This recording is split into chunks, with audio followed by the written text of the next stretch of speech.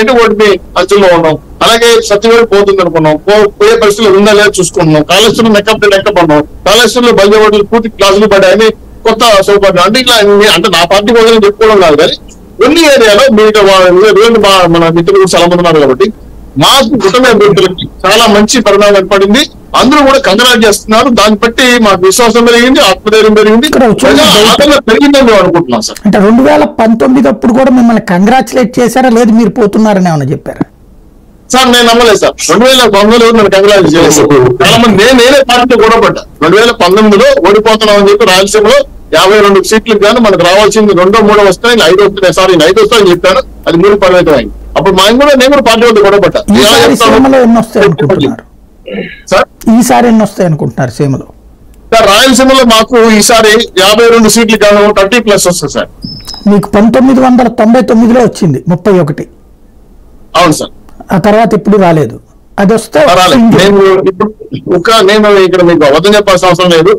ఒక 7 బలమైన parliament section లో తగ్గు వైసీపీ పోటీ అవి ఏవో మీకు కూడా తెలుసు కాబట్టి మళ్ళీ రోజులకు వెళ్ళాల్సిన అవసరం టైం కూడా మీకు అంత ఉండదు కాబట్టి అవిట్లో నేను వివిధ ప్రాంతాల్లో మాట్లాడినప్పుడు లాస్ట్ మూమెంట్ లో చివరి 2 రోజుల్లో వేగంగా పరిణామాలు జరిగింది.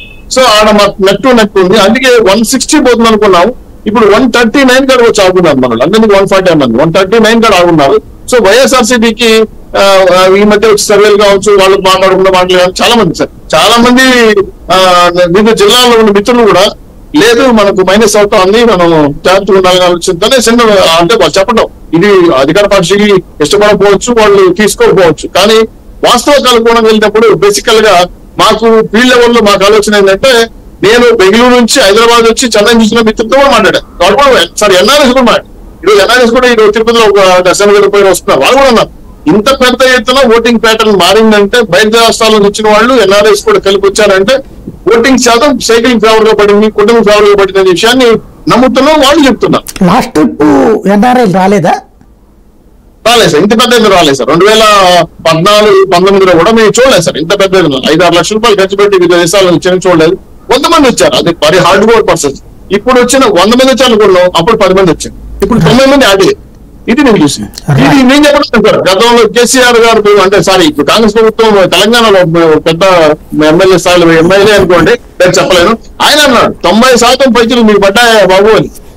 రైట్. వీరశంకర్ గారు ఏమంటారు?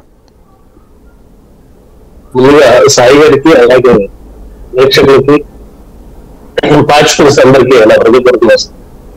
శ్రీనివాస్ చౌదరి గారు పెట్టుకోవడం ఆశ అనేది